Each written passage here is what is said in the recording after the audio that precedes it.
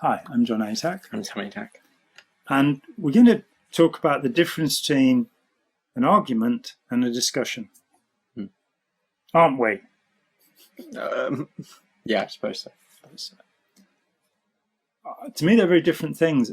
It's been suggested to me, because I love debating, I love discussing things, and I have done ever since I was a kid. It's been suggested to me that communication is basically combat. Oh. And that I communicate with people because I want to defeat them. I want to win. And this idea is absolutely odious to me. Yeah, I agree somewhat. Somewhat. Discussion should be a collaboration, a mutual striving to somewhere else. So a discussion is where two people have opinions, they talk about it, they offer the evidence they have, and hopefully both of us come away from a conversation enriched. Yeah.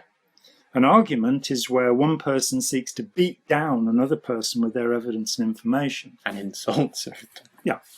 And one party will come away gloating, and the other party will be licking their wounds.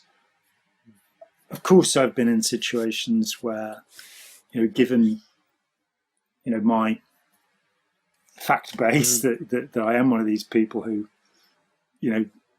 was gifted with a memory, and that I've nurtured it, that I have preserved and maintained my memory. I if I'm wrong about something, then, as you'll see from the comments and videos, my thing is to admit it, not to edit it out and forget about it, but to say, oh, I made a mistake, which I think is very important. But,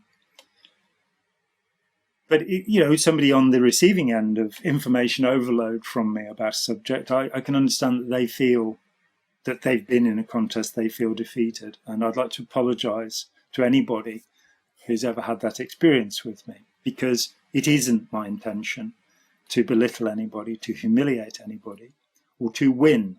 I really don't see life that way. I'm not competitive in that way. And I'm not saying competition's a bad thing necessarily, but I am a collaborative human being. So I seek to offer information to people. A friend of mine, my dear friend Bonnie Wood, she said to me a few weeks ago that while it was true, I could talk until the cows come home, that she'd never met a better listener, which was a very kind thing to say. But sometimes you have to wait a while before you'll get to pause to say anything, as Sam has found out today.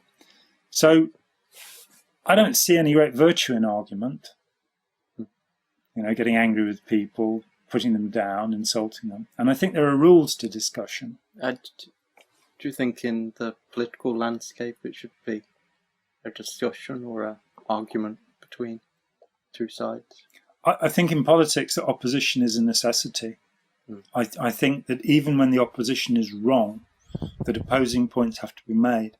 There are rules to that in our parliament. You cannot insult another person. Yeah. The speaker will stop you at that point. You can be thrown out of the house. You're not allowed to say anything insulting. You address people respectfully. But you can say that they're talking nonsense. And so I think in politics and in any area, I think in corporations as well, there should be a free and open discussion, which may well be argumentative. In ordinary life, however, I feel that there's more progress to be made by accepting that we are a community of learning rather than gurus and authorities who tell us what to do, that we're all of us learning, that we're all of us capable of making mistakes.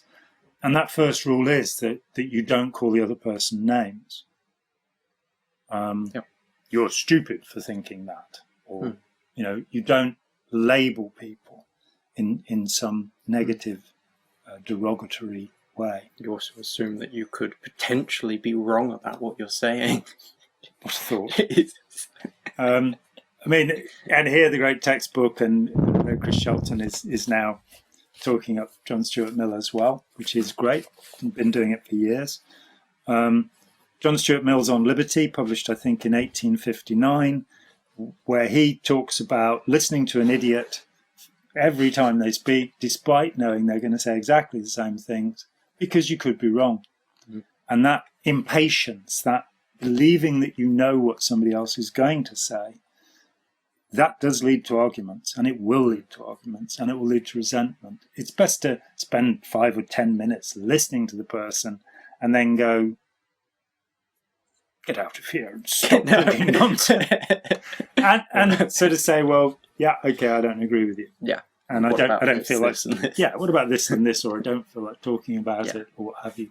Again, as we said elsewhere, you can just walk away from any conversation. You can just say, not right now. Yeah, absolutely. Busy? Yeah. No.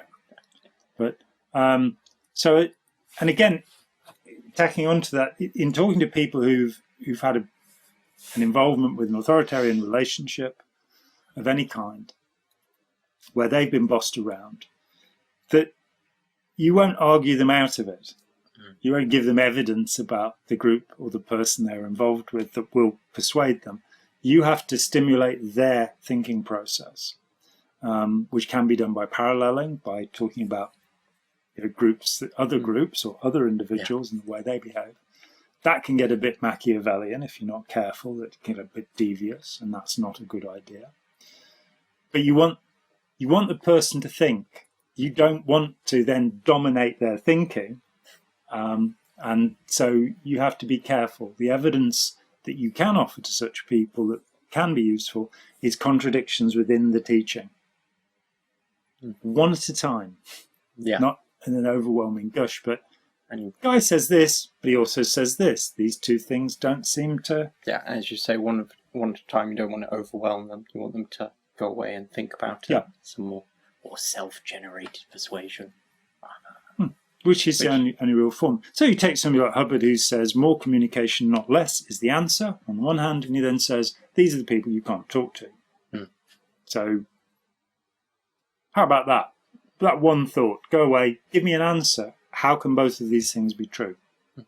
Get the person to engage their own thinking if possible.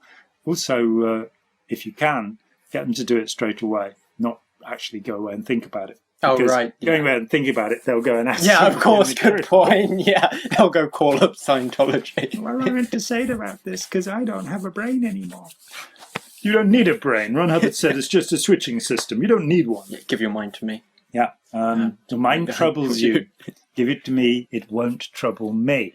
And at the same time, that's Maharaji as Prem Nawat or whatever he's called this week. Your money troubles you. It won't trouble me. Give it to me. So we advocate a discussion. As Sam rightly says, in Parliament there should be a robust opposition to ideas. There should be a pulling apart of ideas, but in normal human contact, we should be courteous, and we should look towards understanding the subject better by discussing it rather than forcing somebody else to agree with us. I am Jon Atack. I'm Sam Atack. And we've really enjoyed your company today, even though you're not here. Even though you're not here. Yeah. Why aren't you here? Come here immediately. Thank you very much. Goodbye. Hi, Jon here. Thanks for watching. We'd appreciate it very much if you would click like, as well as subscribe, and click the bell for notifications. Every dollar helps, and we welcome new patrons on Patreon, or you can make a one-off payment with any currency through PayPal. Thanks so much.